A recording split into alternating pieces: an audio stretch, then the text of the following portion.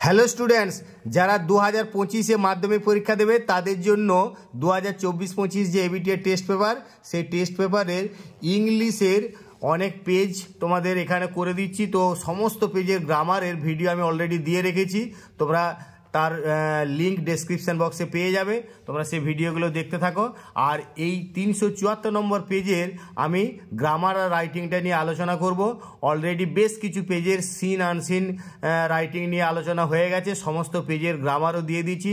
এই পেজটার পার্টিকুলারলি তোমাদের রাইটিং আর গ্রামার নিয়ে আলোচনা করছি। তো প্রথমে একটু গ্রামারটা দেখিয়ে নিই। যাই হোক, সময়ের অভাবে আমি শুধুমাত্র উত্তরগুলোই বলবো, তোমরা একটু গ্রামারটা একটু দেখে নাও।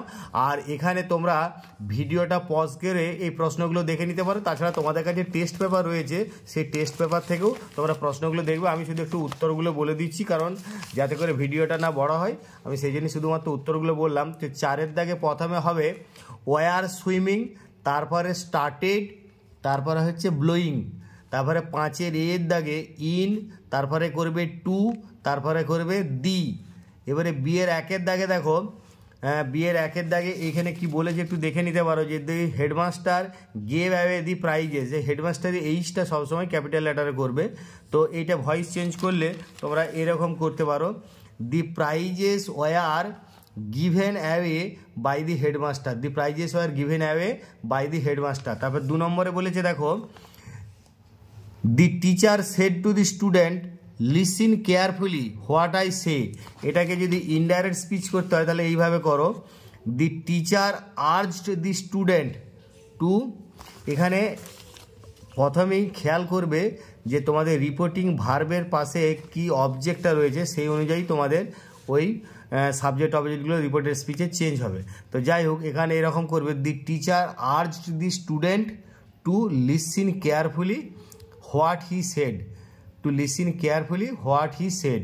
এরপরে দেখো 3 নম্বরে বলা আছে he return home, full stop দিয়ে ওইটাতে আর একটা সেন্টেন্স, ইট ওয়াজ ইভিনিং। এটা জয়েন করতে হবে সিম্পল সেন্টেন্সে। খেয়াল করবে, সিঙ্গিল আর সিম্পল দুটোই একই অর্থ নয়। সিঙ্গিল মানে তোমরা সিম্পল, কমপ্লেক্স, কম্পাউন্ড যে কোনো সেন্টেন্সে জয়েন করতে পারবে, আর এটা সিম্পলি জয়েন করতে বলেছে। সে করলে এরকম করো যে হি return home in the evening, he return home in the evening. এবারে সি এর 1-এর দাগে আমরা ফ্রেজাল ভার্বে চলে যাব। দেখো, cholera has spread in our area. যদিও স্প্রেডের 3টে ফর্ম স্প্রেড, কিন্তু এখানে হ্যাজ যেহেতু আছে, এটা পাস্ট পার্টিসিপল ফর্মে করতে হবে। তাহলে এই ছড়িয়ে পড়া অর্থাৎ স্প্রেড এর ইংরেজি কিন্তু ফ্রেজাল ভার্বে ব্রেক আউট। তাহলে তোমাকে করতে হবে ব্রেকের পাস্ট পার্টিসিপল ফর্ম, মানে ব্রোকেন আউট। তাহলে তারপরে এটা করলে ব্রোকেন আউট। আর ওয়াজ রিয়ার্ড, এটাও হচ্ছে পাস্ট পার্টিসিপল ফর্ম না আছে, তাহলে এটাও করতে হবে। ব্রিংয়ের পাস্ট পার্টিসিপল ফর্ম হচ্ছে ব্রট, তাহলে ব্রট আপ। আর 3 নম্বরে রিজেক্টেড মানে হচ্ছে এটা পাস্ট ফর্মে আছে অর্থাৎ টার্ন ডাউন। তাহলে সেইভাবে করবে। প্রথমে একটা হচ্ছে ব্রোকেন আউট, তারপরে হচ্ছে ব্রট আপ, আর 3 নম্বরে করছে টার্ন ডাউন। আর তোমাদের অলরেডি আমি আনসিনের ভিডিও দিয়ে রেখেছি, তো এখানে মানেগুলো ফাইন্ড আউটগুলো আমি আরবে বলে দিই। Obligatory, relating to see a very young child, আর ডিজার্ভিং ব্লেম। তো সেই ক্ষেত্রে এরকম করবে, প্রথমে 1-1টা করবে ম্যান্ডেটরি, 2-এ করবে মেরিন, আর 3-এ করবে ইনফ্যান্ট, আর 4-এ হচ্ছে রেপ্রিহেন্সিবল।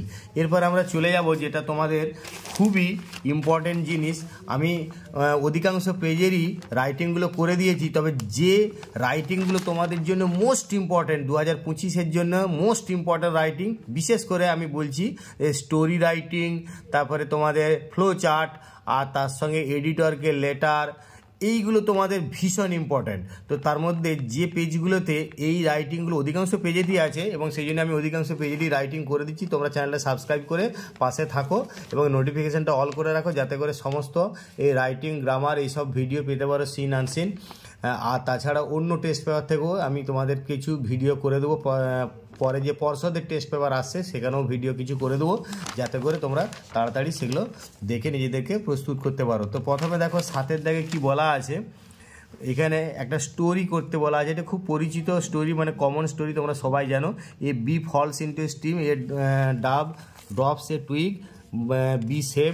তারপরে তোমরা এরকম দেখো যে hunter about to kill the dove with an arrow, আর bee stung his foot misses aim আর ডাব সেভড, তাহলে সেই ক্ষেত্রে দি বি অ্যান্ড দি ডাব এরকম টাইটেল অবশ্যই করতে হবে। তাহলে টাইটেলটা এরকম করো, দি বি অ্যান্ড দি ডাব। আর তোমরা জানো আর্টিকেল, প্রিপোজিশন, কনজাংশন ছাড়া সেই কনজাংশন থাকলে সেগুলো সব শব্দগুলোর প্রথম অক্ষরগুলো স্মল লেটার, বাকি সব শব্দের প্রথম অক্ষর ক্যাপিটাল লেটার। কিন্তু যদি প্রথমে আর্টিকেল থাকে সেটা নিয়ম অনুযায়ী ক্যাপিটাল লেটার করতে হবে। এইভাবে কিন্তু হেডিং লেখার চেষ্টা করবে, একটা আন্ডারলাইন করলে ভালো হয়। আর টাইটেল বলে লিখে একটা কোলন দিবে, তাহলে তোমাদের এটা দেখতেও সুন্দর লাগবে বা সেটাই সঠিক নিয়ম।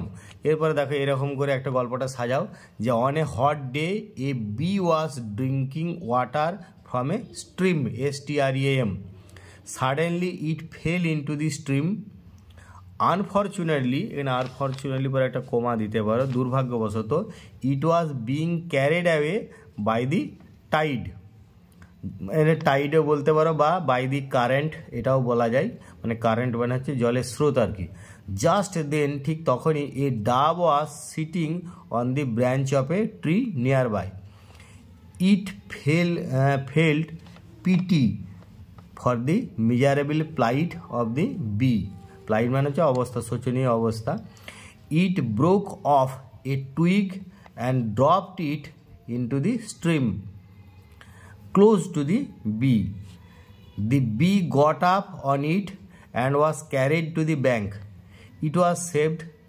Next day, a hunter came to the place and took up an arrow to shoot the dove.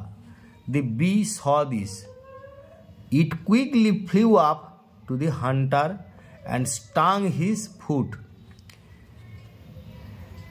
The hunter gave out a cry of pain and missed his aim. The dove was saved. It thanked its little savior. Savior মানে রক্ষাকর্তা।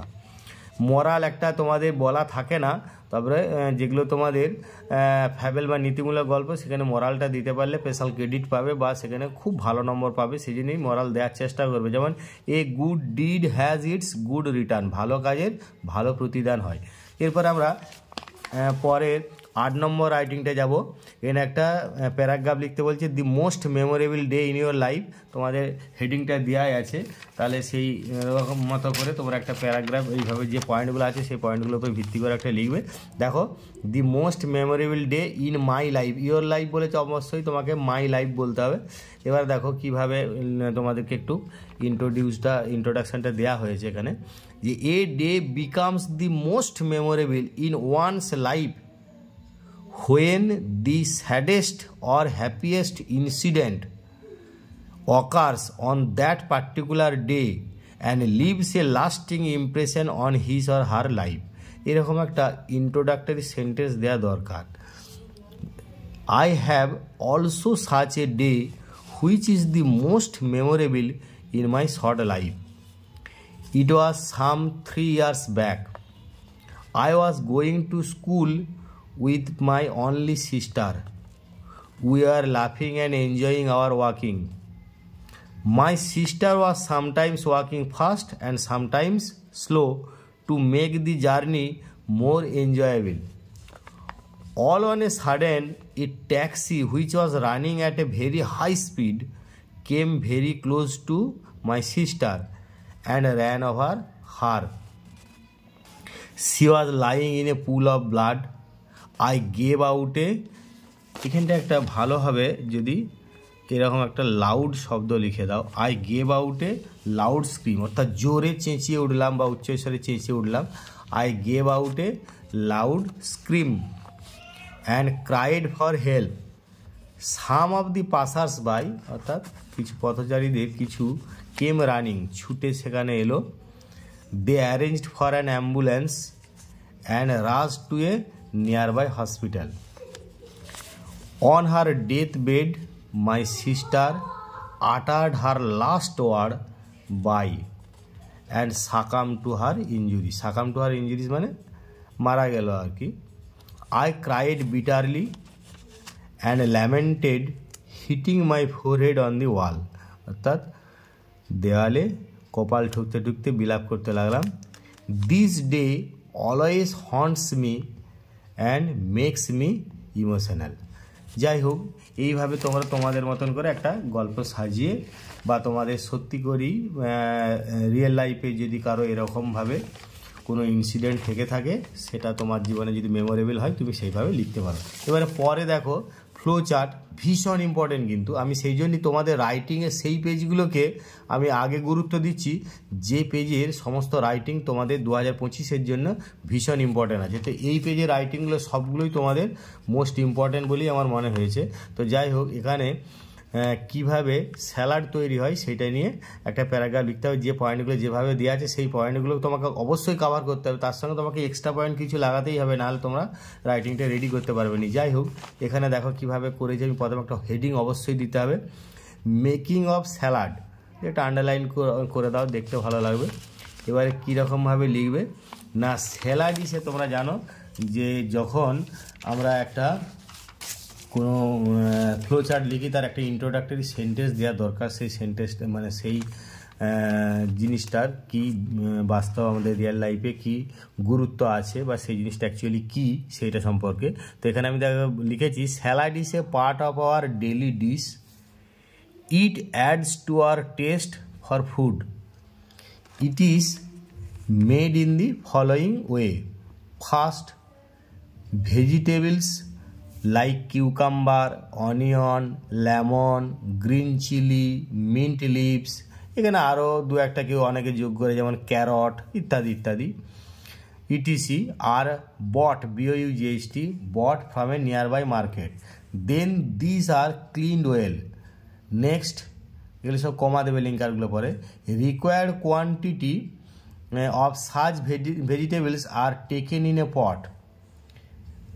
Cucumbers, and সেটা বড়, cucumbers are then cut into thin pieces.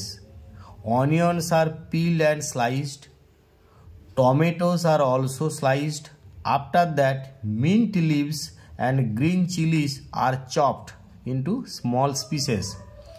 Next, all the cut pieces of the vegetables are kept in a big bowl. After that, lemon juice is squeezed out into them.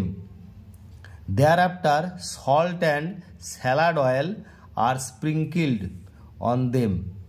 The bowl is covered with its lid and the salad is tossed. Now it is ready to serve. যাই হোক, তোমাদের এই পেজটা রাইটিংগুলো অত্যধিক important ছিল, তোমরা এই পেজটা করে দিলাম। আবার নেক্সট পরের পেজে যেটা খুবই ইম্পর্ট্যান্ট সেই রকম একটা পেজের আবার রাইটিংগুলো করব। তো তোমরা চ্যানেলটা সাবস্ক্রাইব করে পাশে থাকো আর নোটিফিকেশান অল করে রাখো। তোমাদের যেগুলো প্রয়োজনীয় ভিডিও তোমাদের আমি ইংরেজি সাবজেক্টের উপরে সব আমি ভিডিও দেবো। আর তোমরা খুব শীঘ্রই আরও একটা আমি রাইটিংয়ের সাজেশান দেবো, যেগুলো তোমাদের মোস্ট ইম্পর্টেন্ট বলেই আমি অলরেডি দিয়ে রেখেছি। আবার এই টেস্ট পেপার শুধু এবিটিএর নয়, অন্যান্য টেস্ট পেপার থেকেও যে সমস্ত রাইটিংগুলো আমার মনে হবে বা মনে হয়েছে এখন পর্যন্ত যে তোমাদের জন্য ইম্পর্টেন্ট, সেই নিয়ে আমি উত্তর সহ একটা সাজেশান দেবো, তোমরা দেখতে থাকো। যাই হোক, তোমরা অনেকক্ষণ ধৈর্য ধরে ভিডিওটা দেখছো, তার জন্য তোমাদেরকে অসংখ্য ধন্যবাদ।